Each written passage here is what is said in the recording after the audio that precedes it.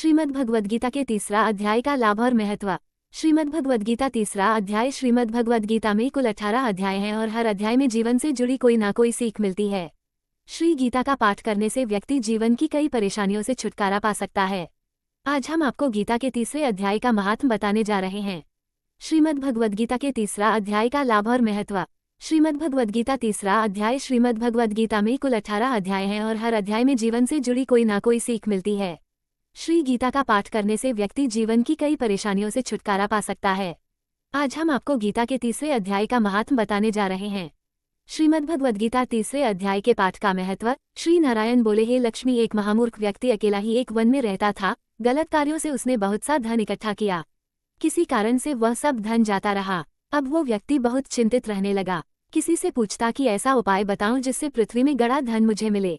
किसी से पूछता कोई उपाय बताओ जिसे लगाने से पृथ्वी में गड़ा धन दिखने लगे। तब किसी ने कहा मांस मंदिरा खाया पिया कर। तक वो खोटा कर्म करने लगा, चोरी करने लगा। एक दिन धन की लालसा कर चोरी करने गया। मार्ग में चोरों ने उसे मार दिया। तदनंतर उसने प्रेत की योनि पाई। उस प्रेत योनि में उसे बड़ा दुख हुआ। एक वट वृक्ष पर 7 दिन चिल्लाया करता कि कोई ऐसा भी है जो मुझे इस अधम देह से छुड़ावे। कुछ समय बाद उसकी पत्नी जो गर्भवती थी उसने एक पुत्र को जन्म दिया। जब उसका पुत्र बड़ा हुआ तो एक दिन अपनी माता से उसने पूछा, मेरा पिता क्या व्यापार करता था और उनका देहांत किस प्रकार हुआ। वह श्रीमद्भगवद्गीता के तीसरा अध्याय का लाभ और महत्व। श्रीमद्भगवद्गीता तीसरा अध्याय। श्रीमद्भगवद्गीता में कुल 18 अध्याय हैं और हर अध्याय में जीवन से जुड़ी कोई ना कोई सीख मिलती है। श्री गीता का पाठ करने से व्यक्ति जीवन की कई परेशानियों से छुटकारा पा सकता है। आज हम आपको गीता के तीसरे अध्याय का महात्म बताने जा रहे हैं। श्रीमद्भगवद्गीता तीसरे अध्याय के पाठ का महत्व। श्री नारायण बोले, हे लक्ष्मी, एक महामूर्ख व्यक्ति अकेला ही एक वन में रहता था। गलत कार्यों से उसने बहुत सा धन इकट्ठा किया। किसी कारण से वह सब धन जाता रहा। अब वो व्यक्ति बहुत चिंतित रहने लगा। किसी से पूछता कि ऐसा उपाय बताऊं जिससे पृथ्वी में गड़ा धन मुझे मिले। किसी से पूछता कोई उपाय बताओ जिसे लगाने से पृथ्वी में गड़ा धन दिखने लगे। तब किसी ने कहा मांस मंदिरा खाया पिया कर। तक वो खोटा कर्म करने लगा, चोरी करने लगा।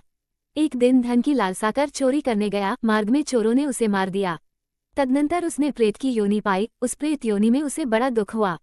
एक वट वृक्ष पर 7 दिन चिल्लाया करता कि कोई ऐसा भी है जो मुझे इस अधम देह से छुड़ावे। कुछ समय बाद उसकी पत्नी जो गर्भवती थी उसने एक पुत्र को जन्म दिया। जब उसका पुत्र बड़ा हुआ तो एक दिन अपनी माता से उसने पूछा, मेरा पिता क्या व्यापार करता था और उनका देहांत किस प्रकार हुआ।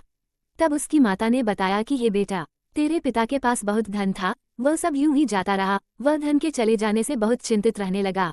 एक दिन धन की लालसा से चोरी करने गए, लेकिन मार्ग में चोरों ने उन्हें मार डाला। तब बेटे ने कहा, हे माता, उनकी गति कराई थी। माता ने कहा, नहीं कराई। बेटे ने पूछा, हे माता, उनकी गति करानी चाहिए। माँ ने कहा, अच्छी बात है।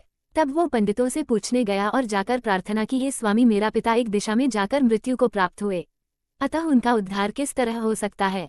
पंडितों ने कहा, तू गया जी जाकर उसकी गति कर, तब पितरों का उद्धार होगा। ये सुन वह अपनी माता की आज्ञा लेकर गया जी को गमन किया। प्रयागराज का दर्शन स्नान करके आगे को चला। रास्ते में एक वृक्ष के नीचे बैठ गया। वहां उसको बड़ा भय प्राप्त हुआ। ये वही वृक्ष था जहां उसका पिता प्रेत योनि प्राप्त हुआ था। उसी जगह चोरों ने उसको मारा था।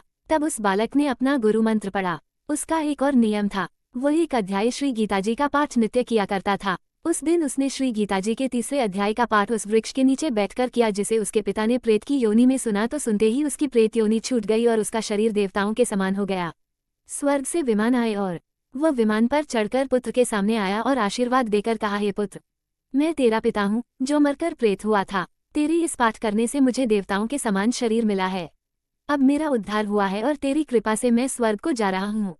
अब तू गयाजी को अपनी खुशी से जा। इतना सुनकर पुत्र ने कहा, हे पिताजी, कुछ और आज्ञा करो जो मैं आपकी सेवा करूं।